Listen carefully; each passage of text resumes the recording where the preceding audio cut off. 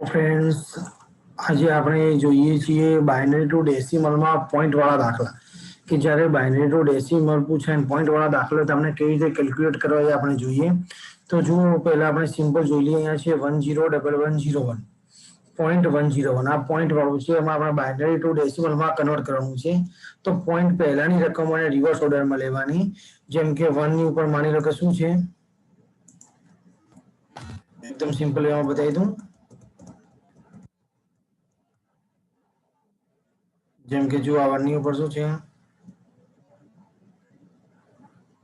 0, પછી અહીંયા 0 ની ઉપર શું છે 1 2 3 4 5 એ રીતે. એટલે તમે જુઓ અહીંયા ટોટલ સંખ્યા કેટલી છે 1 2 3 4 5 6. એટલે આપણે અહીંયા રિવર્સ ઓર્ડરમાં 0 થી કાઉન્ટ કરવાનું. 0 1 2 3 4 અને 5 એટલે 1 ગુણ્યા 2 ની ઉપર 0 ઘાત પ્લસ 0 ગુણ્યા 2 ની ઉપર 1 ઘાત પ્લસ 1 ગુણ્યા 2 ની ઉપર 2 ઘાત પ્લસ 1 ગુણ્યા 2 ની ઉપર 3 ઘાત પ્લસ 0 ગુણ્યા 2 ની ઉપર 4 ઘાત પ્લસ 1 ગુણ્યા 2 ની ઉપર 5 ઘાત. એટલે આ રીતે કરતા આપણને મળે છે 2 ની ઉપર 5 ઘાત એટલે 32, 2 ની ઉપર 4 ઘાત ગુણ્યા 0 એટલે કોઈ પણ રકમને 0 વડે ગુણો જવાબ સુધી જાય 0, 2 ની ઉપર 3 ઘાત એટલે 8 અને 2 ની ઉપર 2 ઘાત એટલે 4, 4 ગુણ્યા 1 એટલે 4 અને 2 ની ઉપર 1 ઘાત ગુણ્યા 0 એટલે કોઈ પણ રકમને 0 વડે ગુણો એટલે જવાબ સુધી 0. એટલે આમ કરતા આપણને જવાબ મળે છે 45, બરોબર. 45 આવે છે. અને એને આપણે આ રીતે જે આન્સર આવે છે એને આપણે આ રીતે લખી દઈએ કે 1 ના ડબલ 2, 2 ના ડબલ 4, 4 ના ડબલ 8, 8 ના ડબલ 16, 32. તો આપણે ટેલી કરીએ તો આપણને આન્સર 45 મળી જાય છે. પરીક્ષામાં શોર્ટકટ રીત નહીં વાપરવાની. પરીક્ષામાં આપણે આ રીતે કેલ્ક્યુલેશન કરવું પડે, નહીતર માર્ક્સ ન મળે. આ ખાલી આપણી સમજણ શક્તિ ખાતર છે કે આપણે જે એક્ઝામ્પલ કર્યો છે રાઈટ છે કે રોંગ છે એના માટે, બરોબર. એક્ઝામમાં બતાવવાનું નહીં. એના પછી જ્યારે પોઈન્ટ વાળો હોય ત્યારે તમારે શું કરવું પડે, તો અહીંયા આપણે રિવર્સ ઓર્ડરમાં લીધા છે 0 1 2 3 4 5, પણ અહીંયા ડાયરેક્ટલી લેવું પડે છે -1 -2 અને -3. એટલે માની લો કે 1 ની ઉપર -1 છે એટલે 1 ગુણ્યા 2 ની ઉપર -1 પ્લસ 0 ગુણ્યા 2 ની ઉપર -2 પ્લસ 1 ગુણ્યા 2 ની ઉપર -3. હવે 1 ગુણ્યા 2 ની ઉપર -1 એટલે એનું શું થઈ જશે 1/2. 1/2 ગુણ્યા 1 કરો એટલે શું થાય 1/2 છે 2 ગુણ્યા 0 ગુણ્યા 2 ની ઉપર -2 એટલે એનું થશે 1/4. પણ 1/4 ગુણ્યા 0 કરો જવાબ શું થઈ જાય 0, કેમ કે કોઈ પણ રકમને 0 વડે ગુણો એટલે જવાબ થઈ જાય 0.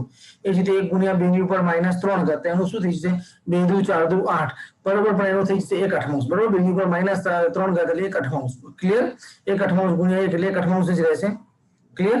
તો હવે તમે જુઓ 1/2 એટલે એનું આપણે કરીએ 1/2 તો શું જવાબ આવે 0.5. એ જ રીતે 1/8 કરીએ તો જવાબ આવે 0.125. પણ યાદ રાખો કે આમાં જે સરવાળો હોય છે તો 0.5 પ્લસ 0.125 તો આ વેમાં કરવાનો. 0.5 અને 0.125 તો 0.125 આ રીતે રાઈટ આન્સર આવશે. પણ જો તમે આ રીતે કર્યો તો સપોઝ કે 0.5 છે, ચલો આપણે અહીંયા આમ 0 અહીંયા વચમાં 2 0 એડ કરી દઈએ, શું ફરક પડે. આ રીતે કરશો તો જવાબ રોંગ આવશે, બરોબર. 0.5 છે તેની નીચે 0.125 લખવાનું, ક્લિયર.